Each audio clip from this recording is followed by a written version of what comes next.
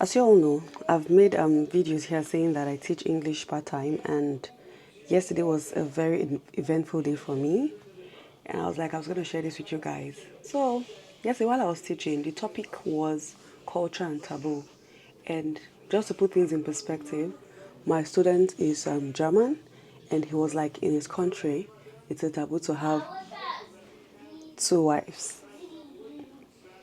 He then went ahead to ask me if I thought it was possible for people to do that, and I was like, yeah. And that's because just last week a friend of mine told me how her friend or cousin, I think they are related, who lives in Netherlands, seeking asylum. The man went back to, or not, he didn't go back to Nigeria, but somehow he got another wife. And for those of you wondering how it's possible to get married while being overseas, there's something called picture marriage or marriage between families that takes place without the person being there. So just in case you're trying to check the authenticity of the story, it's very possible. A lot of people do it. And I had to share it to say that it happens a lot, especially amongst foreigners. So in sharing now it was my own turn to talk about my culture.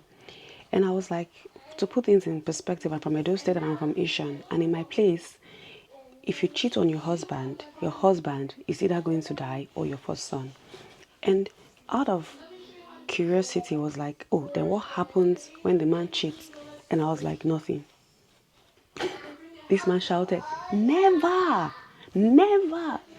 And for some reason, that reaction really got me emotional. Just yesterday again, in fact, it was a crazy day. I was walking and for some reason this black woman said hello to me and she was playing with my kids. And that's actually, I've been here for 5 years, and that's the first time a black person would literally, stop and, talk for, that's the longest conversation I've had since I've been here, to be honest with you. So not even black person, like anybody of any nationality, to be precise, and put that in perspective. So I gisted with her and she was telling me how she prefers the whites to the blacks, and I was like, what's up? Only for her to tell me, in fact, by the time she finished sharing her experiences, I realized it was black men she didn't like. Let me put quote and unquote African men. So it just made me wonder how,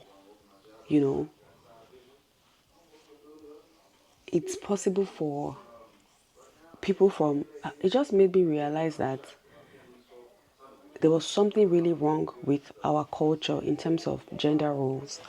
And every time you try to point this out to someone, they make it seem like you're not being proud of your culture or you self-hate. They use all kinds of terminologies, forgetting that most of the societies that we run to, these people fought for the life that you're coming to enjoy. I don't know if you understand.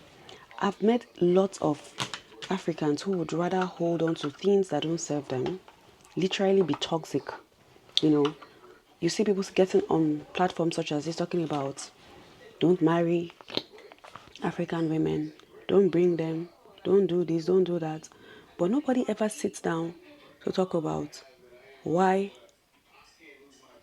the relationships don't work. You understand? Nobody talks about that. For example, in a society where I already know that my husband is going to cheat on me, or I already know that I'm replaceable because somehow they tend to tell you these things one way or the other. Why should I love you? Why do you think that I would marry you on the basis of love? So you would say that most of the things, it's almost like we are literally the architect of our own misfortune. You see men talking about Nigerian women like money so much, but you're forgetting that you're literally offering her nothing other than money. So if I'm getting into a relationship but I know that I'm literally told that I'm not equal, and you can literally replace me, your family can kick me out, there is no protection for women, why do you think a woman will make marital choices based on love and not finance? Because even in societies where people claim to believe in love, they still put money ahead. I mean, we watch videos from America where you see women choosing money over men, women prioritizing their finances. So the point I'm trying to make is hearing another man from a different country scream never really got to me. It really, really got to me because I just, for the love of God, couldn't understand how someone else could get it. And we couldn't get it because every time you try to explain to a man from my place precisely about how we are human beings, it doesn't mean that because we are human beings, I won't respect you or I won't love you, It doesn't mean all of that. It just means that the fundamental, and for those of you who are Christians, the fundamental of the Bible is loving your neighbor as yourself. So meaning, before God or whoever created us or whatever it is you believe in, we are equal. So it's preposterous for you to think that you can do certain things and your wife cannot do them. In fact, many relationships are going to be better if you guys operate as partners as opposed to boss and slave. I don't know any woman in this world who gets wet from sleeping with her master. And then in the same breath, you're talking about she doesn't love me. You're saying, why are women doing runs? I mean, it's a matter of who pays more. If it's money you guys are bringing to the table, it's a matter of who pays more. Now, to sum up this conversation so that it's not unnecessarily long, this guy went on to say, you're giving me that feeling that, oh no, it was like, you did say you're giving me that feeling, that's some Niger conversation. It was like, I have the impression that men are more important than women in your society. And I was like, yes.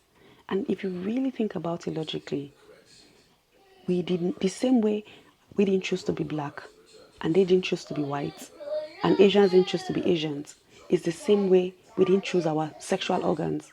And I think that while we are fighting for injustice, speaking about racism, if we marinate on the thought that even within our societies, many of us don't feel comfortable because we've been told that we are second-class citizens. I watch a lot of videos on YouTube and TikTok where women are being splashed water in Nigeria in the name of their dressing. You're splashing women water. You're going on the street and asking women who are they going to see, why are they dressed like this? And then this woman tells you she's going to go and hook up with a married man, and you are not even going to say, okay, let's go to this married man, let's embarrass him. No, you embarrass the poor girl and then you give her money. That's like humiliation. There's a saying in Yoruba land that Owola won't feel by your loju. So meaning it's the hand of wealth you use in slapping somebody. So while these people are celebrating the money you've given to them, and because they don't have a choice and they don't know their rights either, it's also a moment for you to think. How many men have you accosted like that? How many men have you gone to pour water on because of they were sagging their trousers or because they were into fraudulent activities or because they were unfaithful? How many men have you done that to? So sometimes we hide under morality to abuse people. We hide under morality to make people's lives uncomfortable. And I was just like, let me share this with you guys because I don't know. Yesterday, it really got me.